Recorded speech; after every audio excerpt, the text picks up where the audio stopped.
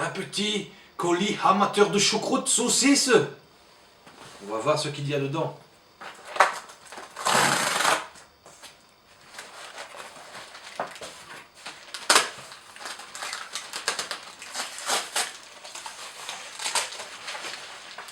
Oh,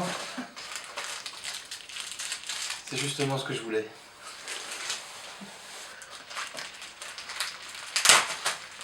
Toujours gentil de donner des bonbons avec les colis. J'aurais préféré une saucisse, mais pourquoi pas. Voilà, comme si c'était un tout nouveau jeu qui vient de sortir. Dis, ta chaussette trouée, je peux l'acheter? Ta chaussette trouée, je peux la jeter? Ouais. C'est bientôt ton anniversaire et en fait, je pensais réserver une nuit dans un sous-marin à Lille. Ça te va? Merveilleux.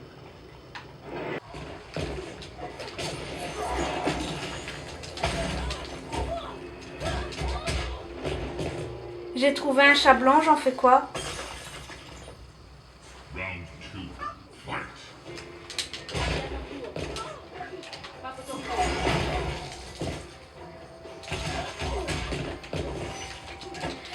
King of Fighter 2000, c'est périmé, ça on jette?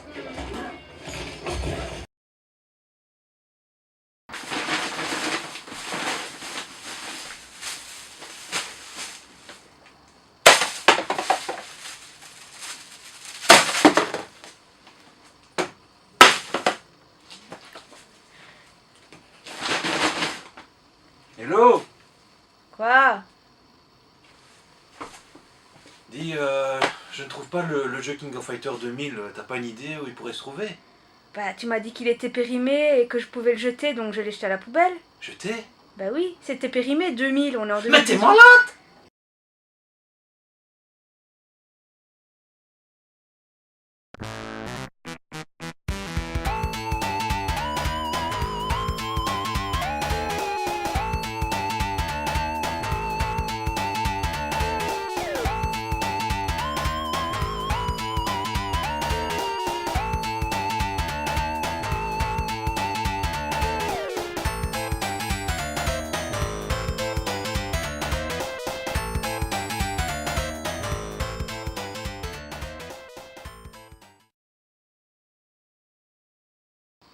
Bonjour à tous. Aujourd'hui, pour changer, un jeu SNK de combat encore. Et oui, c'est plus facile de faire des tests sur ce type de jeu. Malgré un souci que j'ai pu rencontrer et qui fait que j'ai été obligé de commander à nouveau le jeu parce qu'il s'est retrouvé dans la benne ordure, c'est sympa. Vous allez avoir le choix parmi 35 personnages proposés et le boss final qui est 0. 0 parce que c'est King of Fighter 2000, donc il y a 3 0, donc je suppose que c'est en rapport avec ça. Le boss ne sera pas jouable sauf via une console modifiée par l'Unibios, si vous connaissez déjà, via une manipulation, donc un code, mais ça je ne possède pas encore, donc je n'ai pas pu intégrer des inserts concernant cela. Comme vous le savez probablement, il existe deux versions au niveau Neo Geo, donc la version MVS et la version AES. Donc ici c'est la version de console, de salon. Vous pourrez sélectionner de base le personnage de Kula. Mais cependant, si vous possédez la version MVS, Kula n'est pas sélectionnable sauf via une manipulation spécifique. Vous allez devoir effectuer un code afin de pouvoir la débloquer.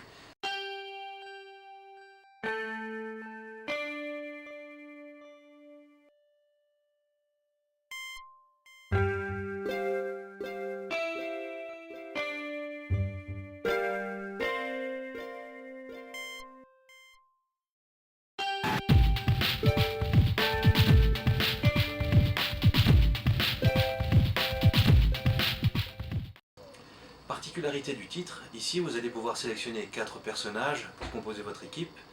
Un servira uniquement de striker. Le striker, je vous en parlerai après. Selon l'équipe avec laquelle vous irez jusqu'à la fin du jeu, vous allez pouvoir avoir 3 fins différentes. Une fin donc avec des personnages donc, que vous allez sélectionner aléatoirement parmi les 35 personnages disponibles. Vous aurez une fin également si vous sélectionnez Yori et Kyo dans la même équipe. Mais ne sélectionnez pas Kula parce qu'elle possède sa propre fin, donc ce sera Kula et 3 autres personnages. Concernant les modes de jeu, voilà, j'ai l'impression d'être à l'école ici. Vous aurez le Team Play, donc c'est le mode basique, le mode arcade basique où vous sélectionnerez vos 4 personnages pour aller jusqu'à la fin. Le Single Play qui permettra d'aller à la fin du mode arcade également, mais en ayant un seul caractère. Vous aurez également le Single VS. Le Single VS c'est 1 contre 1 style Street Fighter 2 par exemple. Le mode practice qui est super intéressant afin de pouvoir perfectionner vos techniques et vous entraîner de nombreuses heures, mode quasi illimité. Et le mode option qui est plutôt bien fourni. Nous allons parler des différentes touches, des différents boutons.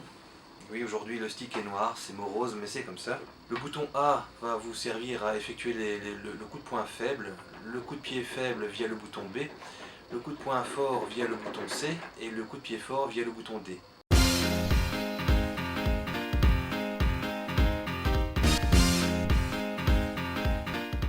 Afin de pouvoir effectuer des projections au corps à corps, en maintenant la touche avant et en appuyant sur le bouton C ou le bouton D, vous pourrez effectuer une projection.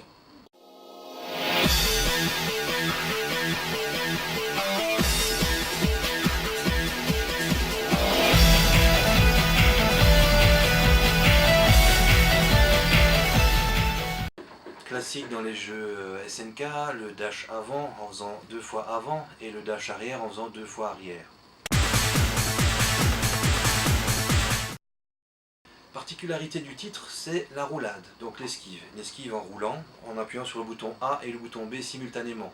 Vous pourrez effectuer une roulade simple en faisant A et B, vous allez rouler vers l'avant. Et si vous maintenez la touche arrière, vous allez effectuer une roulade arrière. Particularité concernant cet épisode par rapport à l'épisode 99, au niveau de l'esquive via la roulade. Dans l'épisode 99, lorsque vous faisiez une esquive arrière, vous reveniez quasiment instantanément à la position d'origine. Et il n'était pas possible non plus de passer à l'arrière de votre adversaire, contrairement à cet épisode-ci qui reprend les bases de l'épisode 98. Appuyez simultanément sur le bouton C et D afin d'effectuer un coup puissant.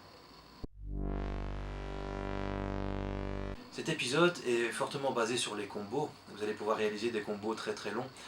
Et afin de pouvoir éviter d'encaisser tous ces combos, en effectuant donc une roulade et en utilisant une barre de furie, vous allez pouvoir échapper à votre adversaire.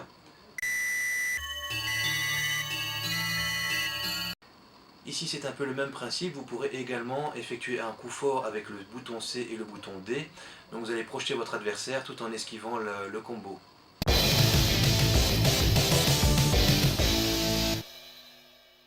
Chaque personnage sélectionné en tant que striker aura la possibilité d'opter pour 2 strikers différents. Donc, il y aura le personnage de base que vous sélectionnerez comme striker, plus un second.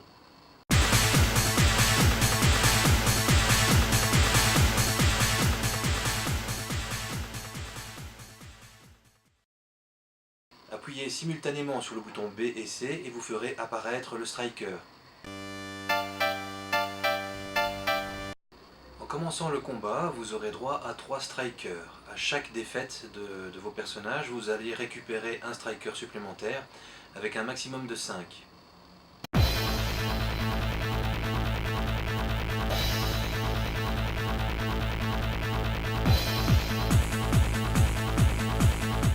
Le striker pourra intervenir lors de vos différents combats. Ici, vous pourrez améliorer vos combos et intégrer le striker dans votre combo.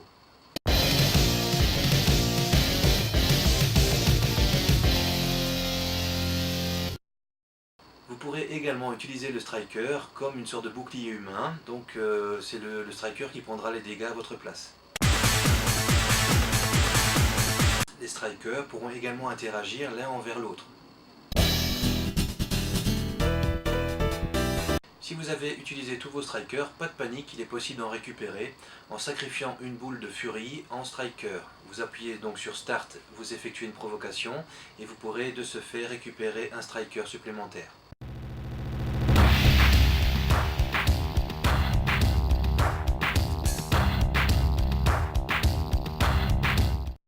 Parmi les 35 protagonistes, vous pourrez opter pour 8 d'entre eux comme strikers.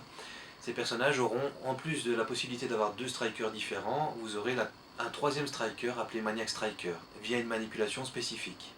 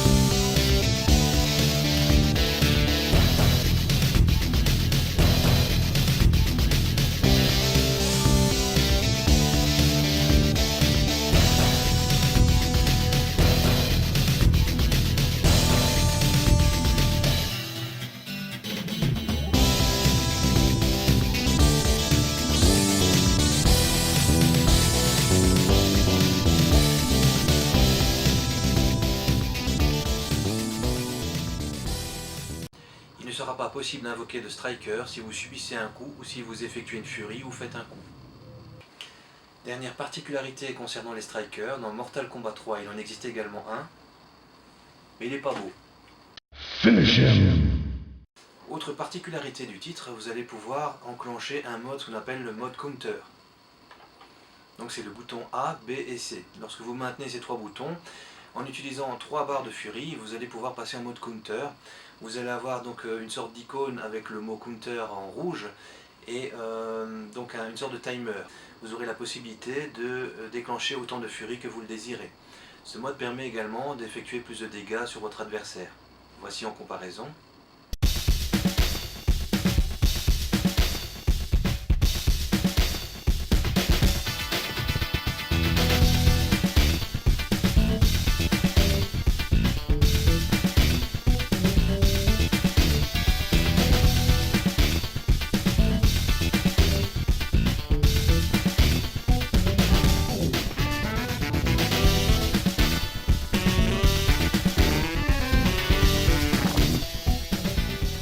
Deuxième possibilité qu'offre ce titre, c'est en maintenant la touche B, C et D. En utilisant également 3 barres de furie, vous allez passer en mode armor, donc le mode armure. Alors, il est un petit peu différent du mode counter. Vous allez ici pouvoir, en bloquant, ne subir aucun dégât. Les dégâts que vous infligerez seront également plus élevés que en mode normal. Dernière particularité de ce mode, vous ne pourrez pas déclencher de furie.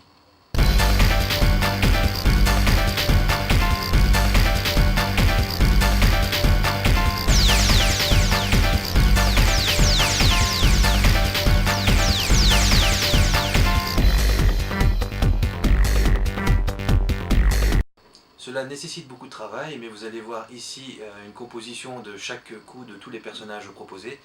Donc les coups spéciaux des 35 protagonistes.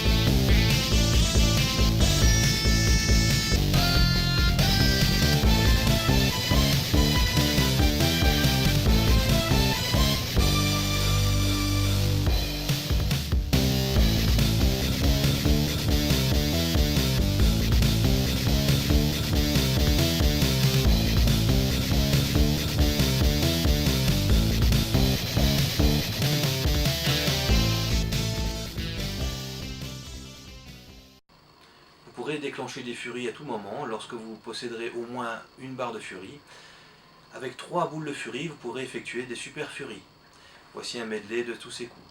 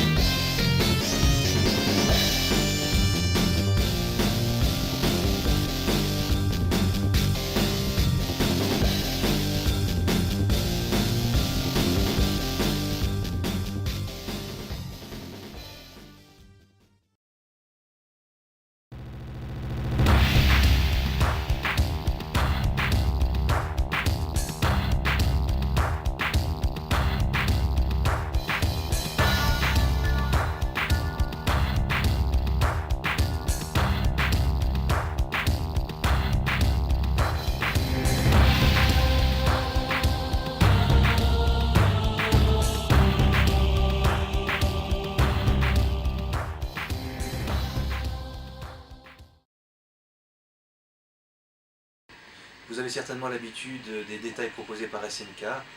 C'est toujours à leur avantage. Donc lorsque vous sélectionnerez votre personnage via le bouton A, vous aurez droit à la première tenue. Et via le bouton D, ce sera la seconde tenue.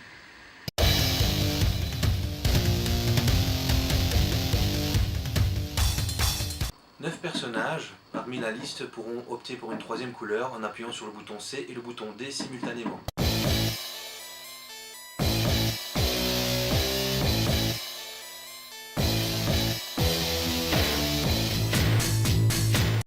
Lorsque vous sortez victorieux d'un round, vous pourrez opter pour une pause spéciale de victoire en appuyant sur une des touches de la manette.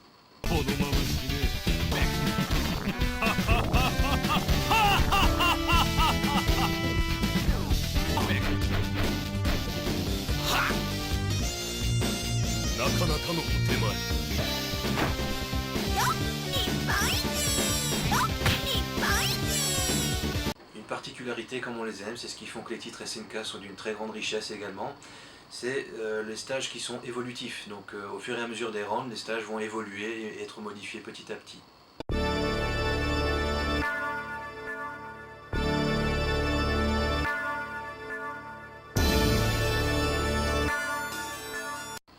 Autre subtilité intéressante, les personnages vont interagir entre eux. Lorsqu'ils arrivent sur la surface de combat, donc par exemple Yori et Kyo, ça c'est classique depuis le tout début, ils vont interagir entre eux et avoir une animation spécifique.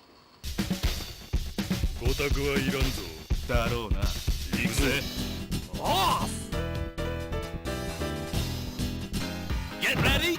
Let's fight, Terry!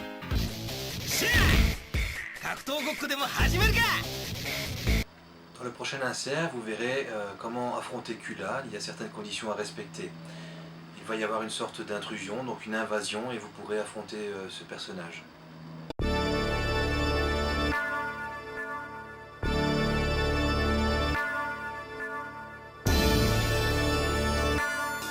Dans la vidéo suivante, vous allez pouvoir constater les différents bonus pour lesquels vous pourrez opter lorsque vous utilisez un continu. Continue!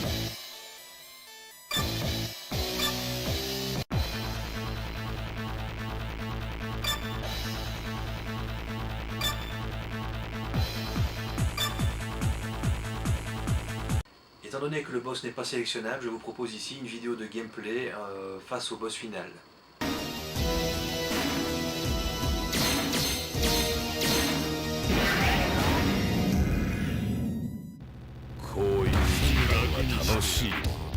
Round 1!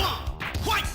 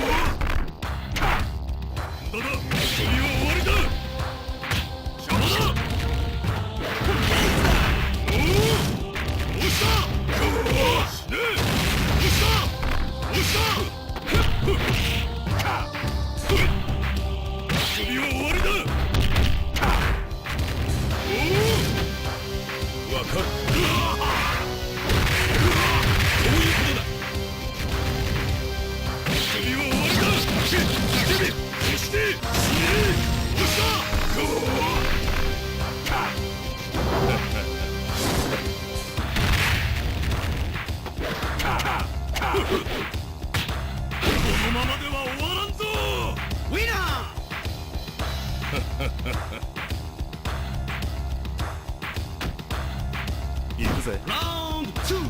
Fight! こっちだぜボディがおっとこっちだぜおっと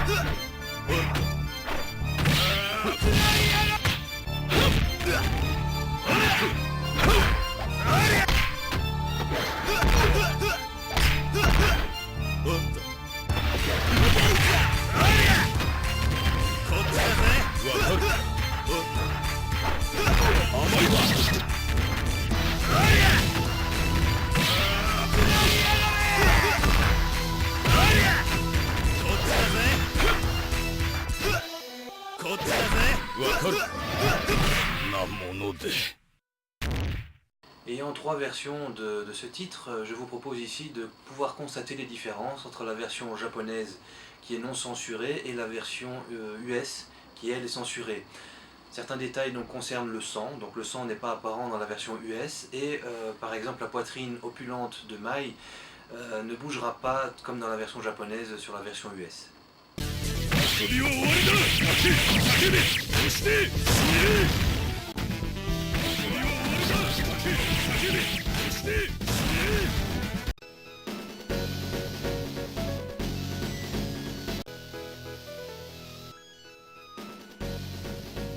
Vous allez pouvoir voir maintenant une petite séquence sympa avec Choi.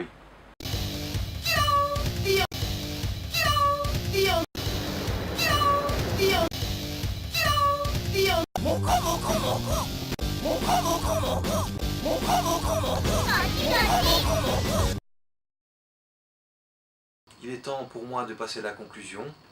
Le point noir de ce titre concerne les décors. Ils sont beaucoup moins évolutifs que dans les épisodes précédents. Malgré la taille imposante du titre, vous constaterez qu'il y aura beaucoup moins de ralentissement, moins de lag tout au long du combat. Les musiques proposées par ce titre sont excellentes, parmi les meilleures de tous les King of Fighters. Sorti 1 an après Mark of the Wolf, ce titre n'atteint pas les graphismes de celui-ci, mais flatte tout de même la rétine. En résumé, ce titre est excellent et permet énormément d'heures de jeu. Je vous invite à le tester si vous n'avez pas encore fait, et si vous le connaissez, redécouvrez-le. Je vous dis merci de m'avoir écouté jusqu'au bout, et oui, celle-ci est une vidéo particulièrement longue. Les King of Fighters ayant beaucoup de subtilité, je préfère ne rien laisser échapper. Voilà, je vous dis à la prochaine pour une autre vidéo.